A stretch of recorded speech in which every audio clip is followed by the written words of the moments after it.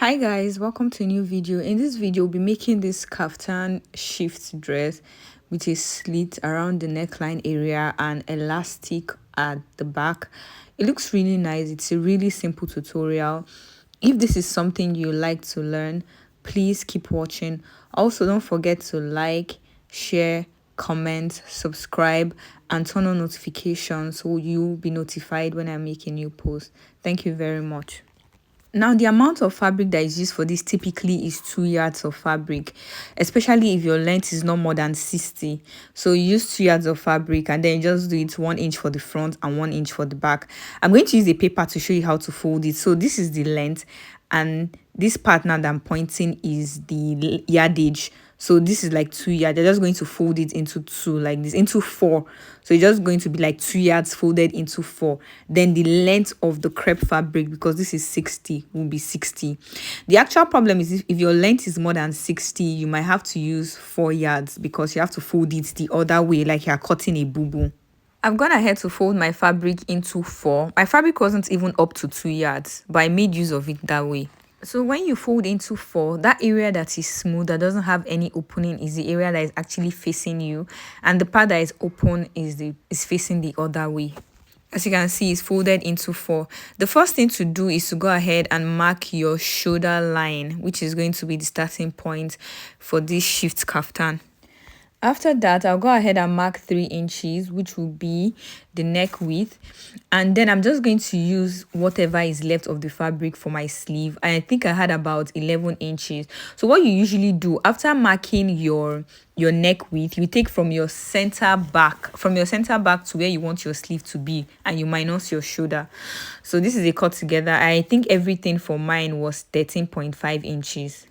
Came down by 1 inch for the shoulder slope, and now I'm going to connect into the neckline. From the shoulder slope, I'm going to come down by 10.5 inches. That's how wide I want the sleeve of this shift kaftan to be.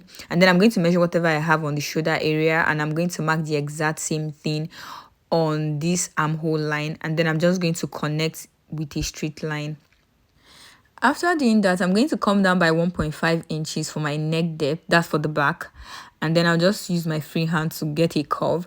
And then I'll come down by 3.5, which is also going to be the neck depth, but for the front. Remember, we are cutting the front and the back together. Now, the bodice of this kaftan only needs one measurement, and that's the measurement of the widest part of your body plus your allowance. So my hip is the widest part. I added my hip divided by 4, and I added an extra 2.5 inches as my ease and sewing allowance. So I added 1.5 as my ease allowance, and then I used 1 inch as my sewing allowance. I marked it to the end and I connected in a straight line. After which, I'm just going to curve it into the armhole, just to get my armhole curved, because that area shouldn't be sharp.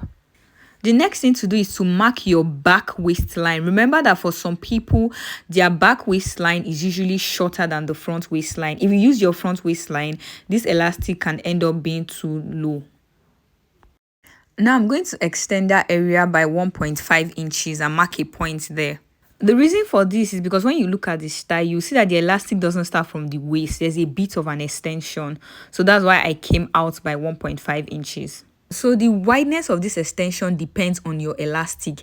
If your elastic is 1 inch, you want to mark 1 inch on both sides, because you are going to leave an allowance of ½ inch to join.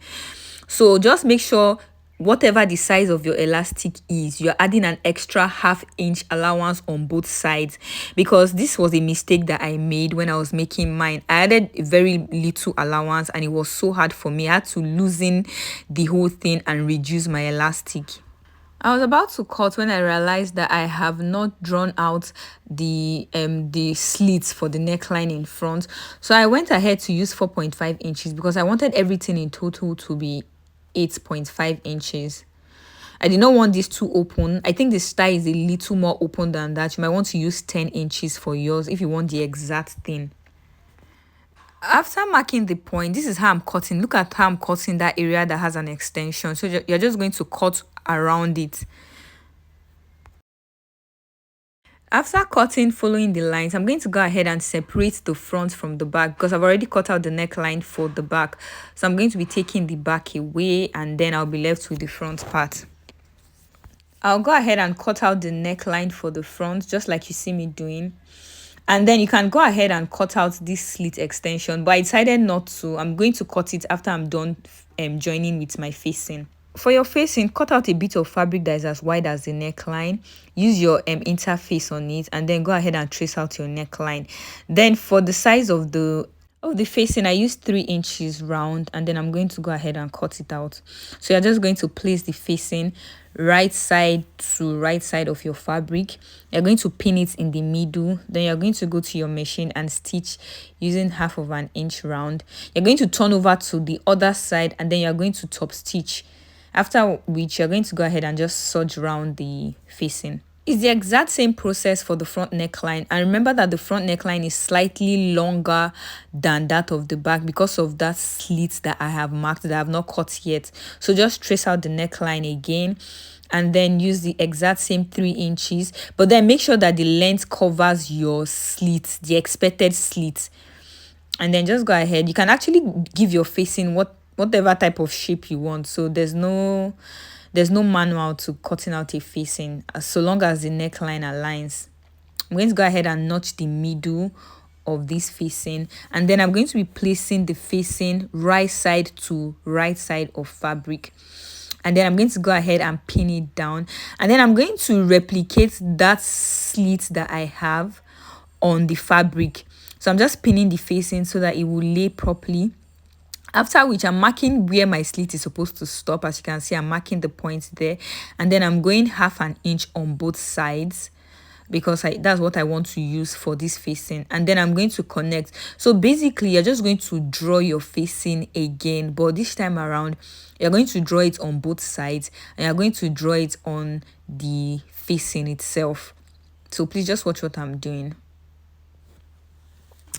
So after that, I'm just going to use my biro, since I'm already holding one, to illustrate. I'm just marking where my needle and thread is supposed to pass. It makes it easy for me when I get to the sewing machine. And then you're just going to follow your stitch with the direction of my hands this way, and then you go up. I've gone ahead to stitch, and for the back piece, this is what it is looking like. I top stitched, and I use my serger to serge the hem of the facing. So this is exactly what I have after giving it a good press. This is what it looks like for the front, and now I'm going to go ahead and open it up in the middle until I get to that point where I'm supposed to stop my slit, then notch it a little bit on both sides. After that, just go ahead and notch the beginning, reduce the allowance a little bit so that it will be very neat when you turn it over to the right side. So after that, I'm going to go ahead and turn this over to the right side, and this is exactly what it is looking like. And I've not even ironed, so I'm going to take this to the ironing table, and then I'm going to give it a very good press. After giving this a good press, this is what it is looking like. The next thing to do is to place the fabric right side facing each other. So you're going to place the right side of the back to the right side of the front, and then you're going to go ahead and stitch shoulder to shoulder. Just make sure that the facings are aligned properly. You can go ahead and pin it down. I ended up pinning mine down just for it to stay put.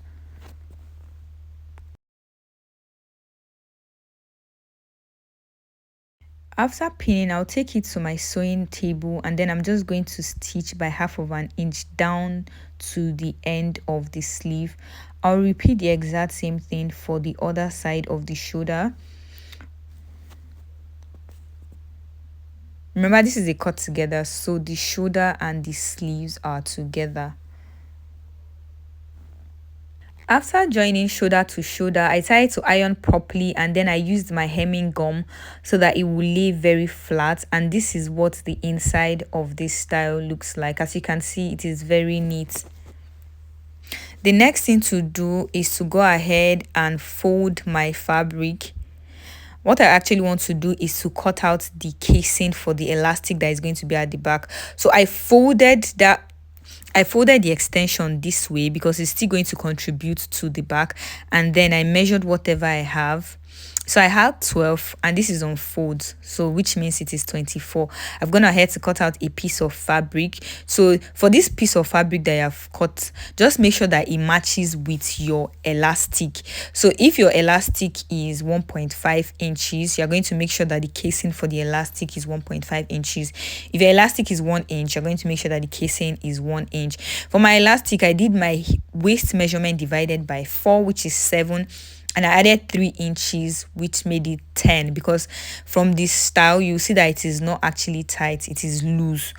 So you're just going to go ahead and insert this elastic into the elastic casing using your safety pin. So I just want to mention at this point that I ended up taking this out because the elastic casing that I did was almost the exact same thing as the extension that I made. So this is another point where I remind you to add an extra ½ inch that you used to stitch. Also, I went to my sewing machine and I hemmed the sleeve of this style. Just hem it, or you can use your hemming gum, whichever is easy for you. After hemming, I gave it a good press and this is what it looks like.